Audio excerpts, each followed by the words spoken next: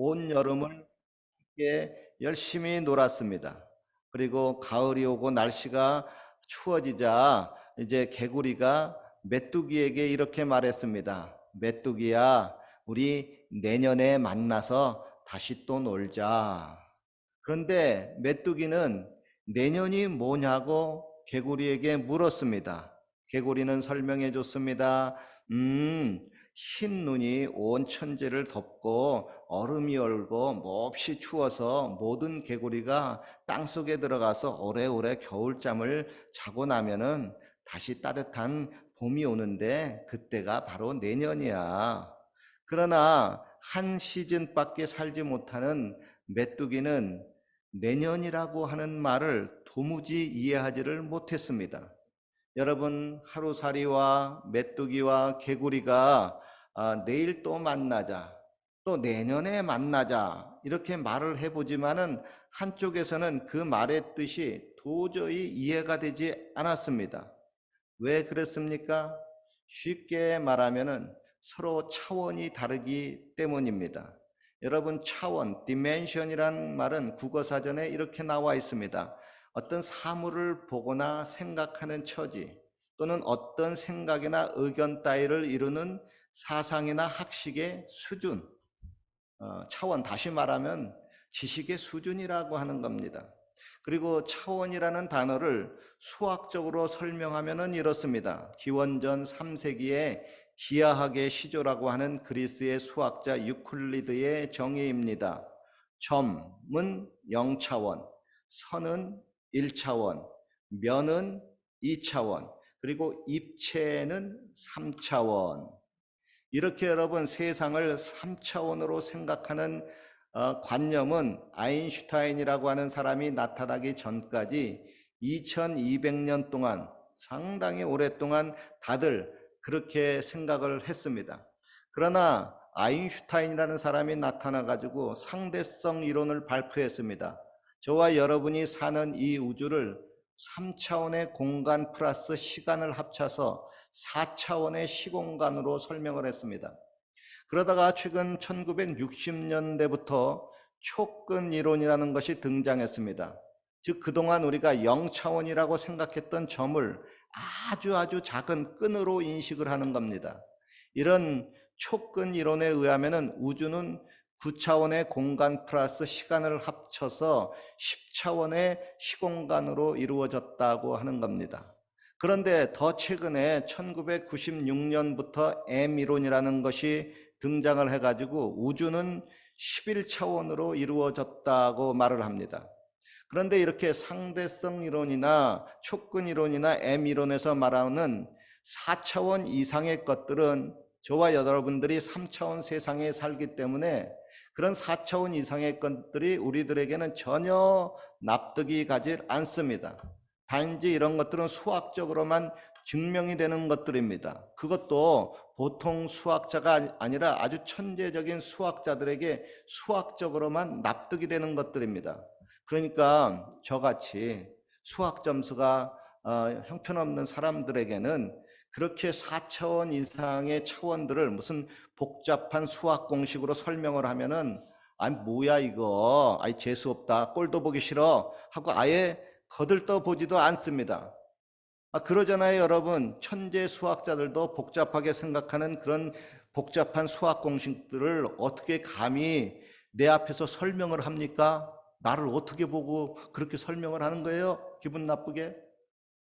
그러나 천재 수학자들은 그러한 촉근 이론에 대해서 수학적으로 너무나 완벽하고 아름답다고 감탄까지 하면서 표현을 합니다.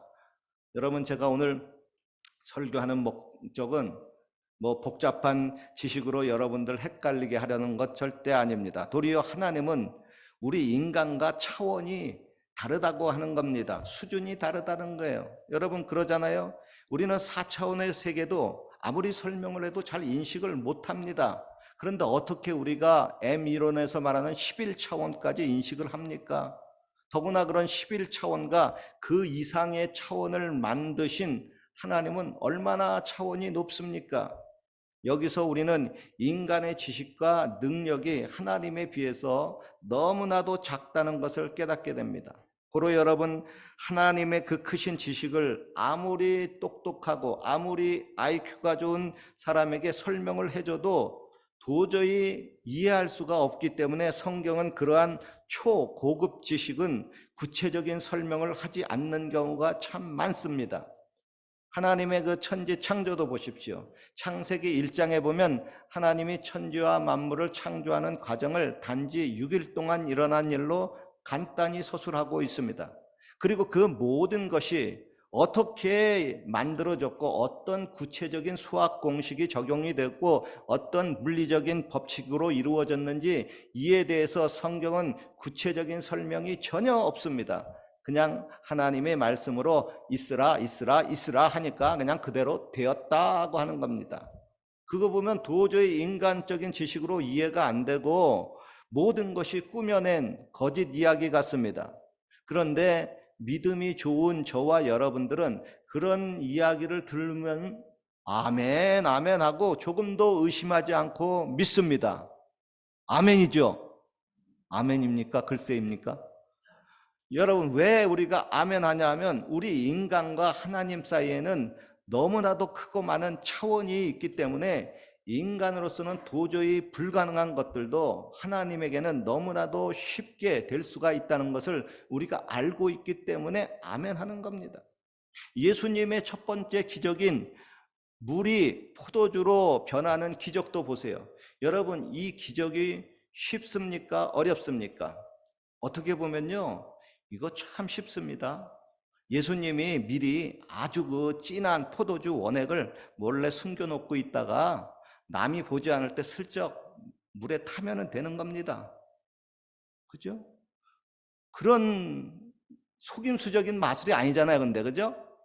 예수님이 그냥 맹물을 포도주로 변화시키는 것, 이게요, 화학적으로 보면 또 물리적으로 보면은 이게 불가능한 겁니다. 그런데 하나님의 차원에서는 그런 불가능한 일들이 너무나도 쉽게 가능합니다. 왜요? 하나님은 저와 여러분과 차원이 수준이 다르기 때문에 그렇습니다. 성경에 나오는 수많은 기적들을 보면은 현재 인간의 과학으로 도저히 설명이 안 되는 것들, 불가능한 것들이 참 많습니다.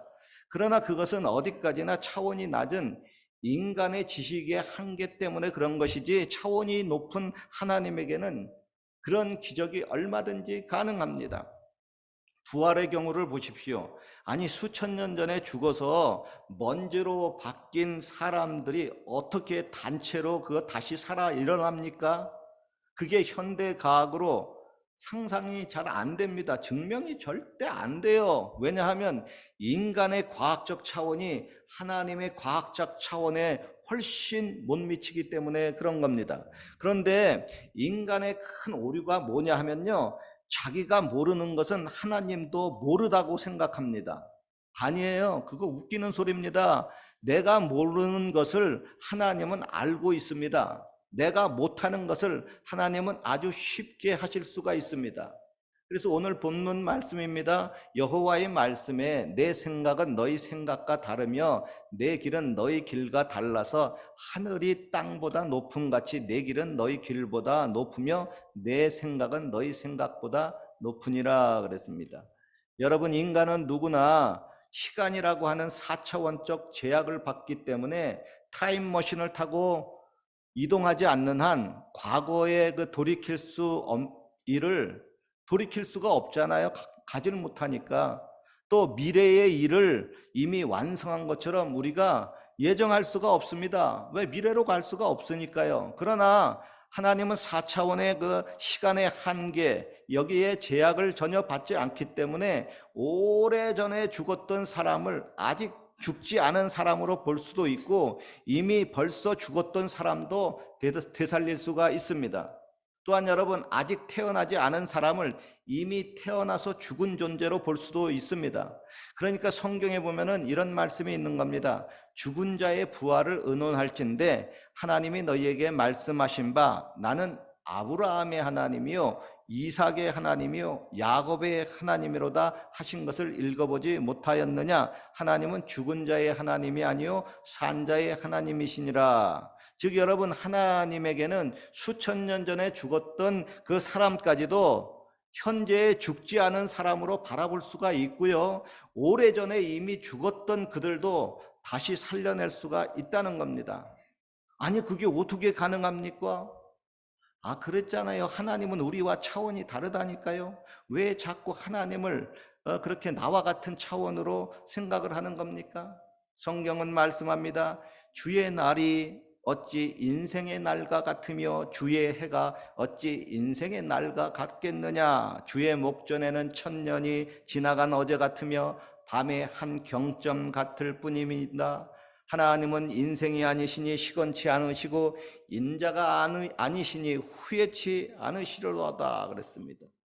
여러분, 구약성경 다니엘서 2장에 나온 이야기입니다. 하루는 바벨론의 느부갓네살 왕이 꿈을 꾸었습니다. 분명히 중요한 꿈이었었는데 깨어나고 보니까 그 꿈을 잊어버렸습니다.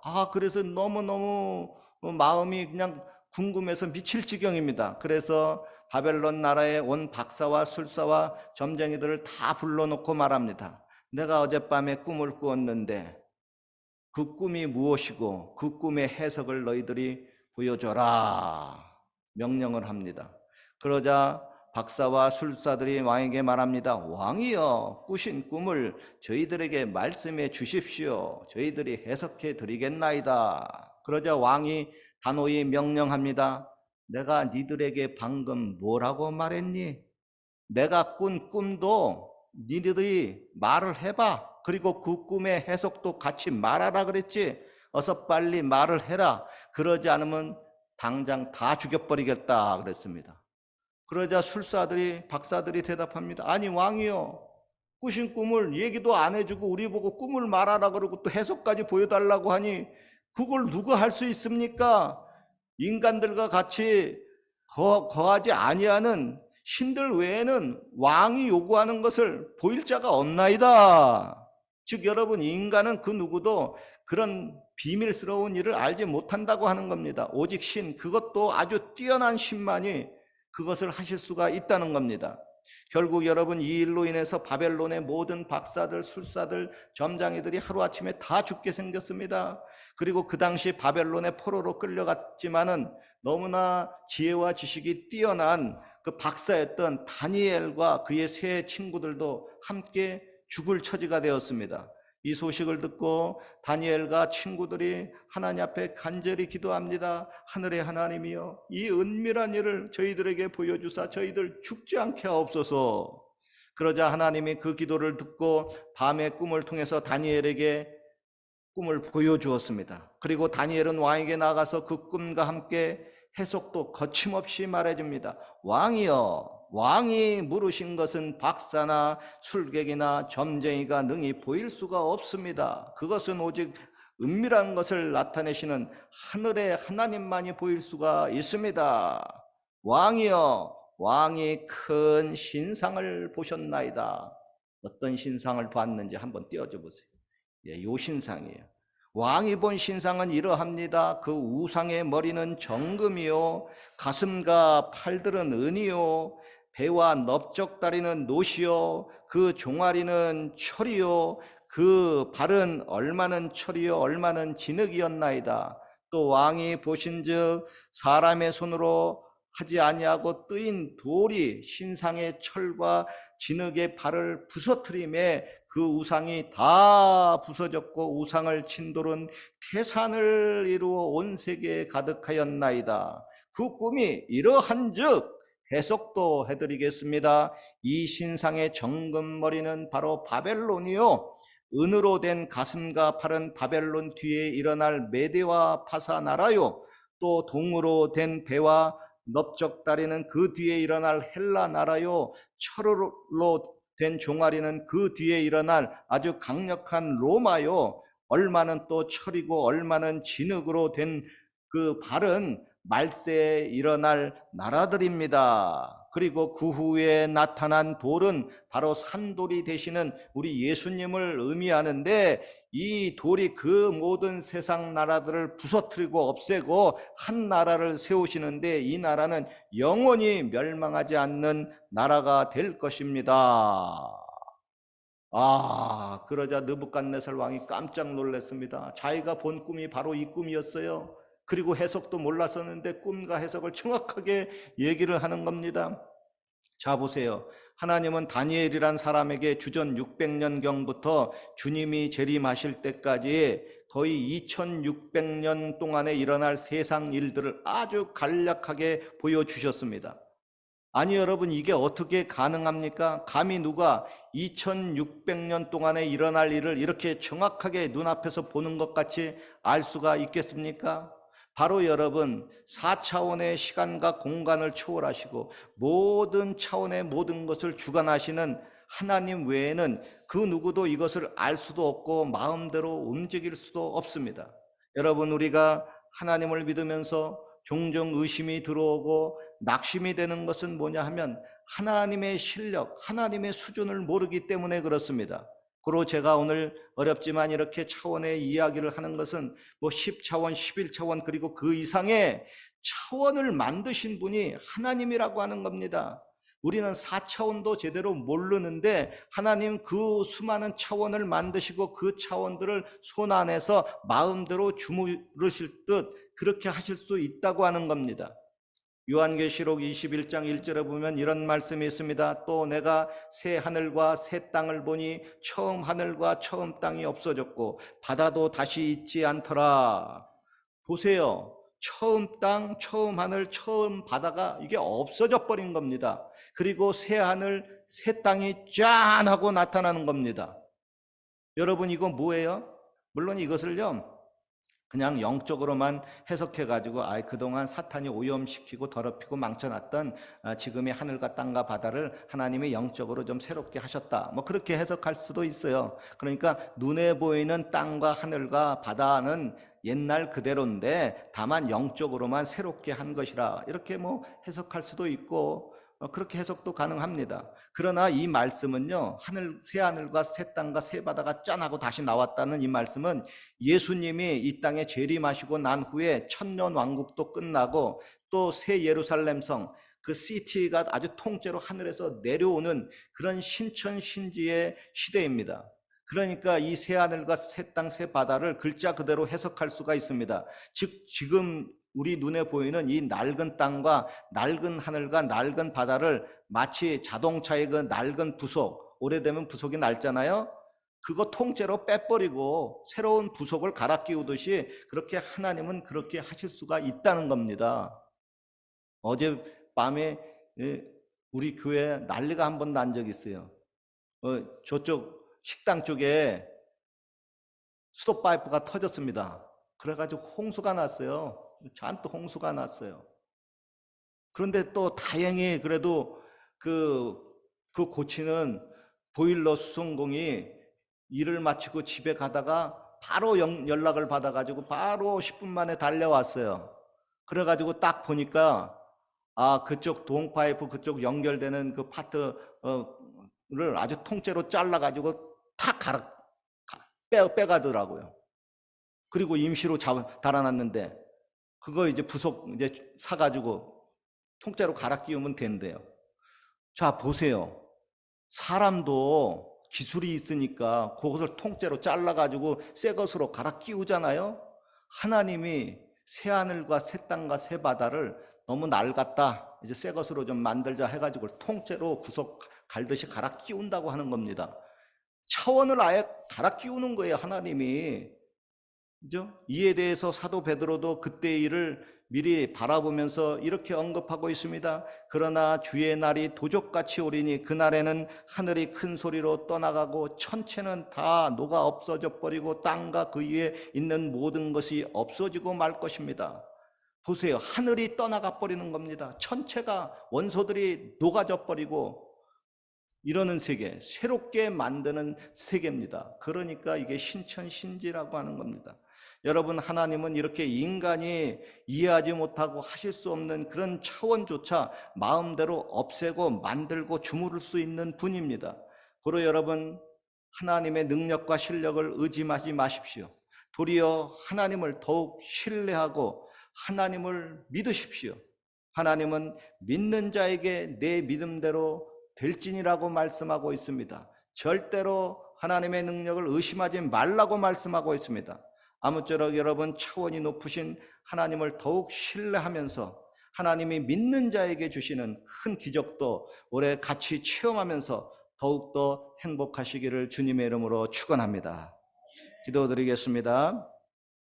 전능하신 하나님, 우리와 하나님은 차원이 다릅니다. 차원이 낮은 우리는 그 일을 이해도 못하고 그 일을 성취시키지도 못하지만 차원이 높으신 하나님은 모든 것을 아시고 그 일을 쉽게 성취하실 수가 있습니다. 주여, 지금 우리가 바라보고 생각하는 그 마음의 소원을 쉽게 해 주시옵소서. 예수님 이름으로 기도합니다. 아멘. 우리 찬양 부르고 같이 기도하겠습니다.